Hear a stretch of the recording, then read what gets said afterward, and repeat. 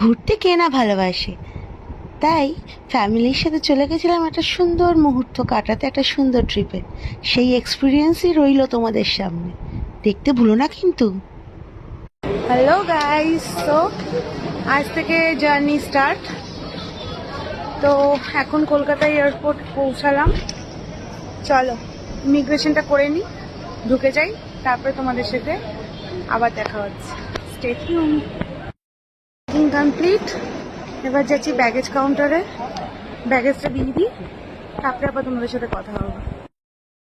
এই গাইস, তো সমস্ত ফর্মালিটিস কমপ্লিট করে প্রথমেই চলে এসেছি ফুড লন্ড্রিতে।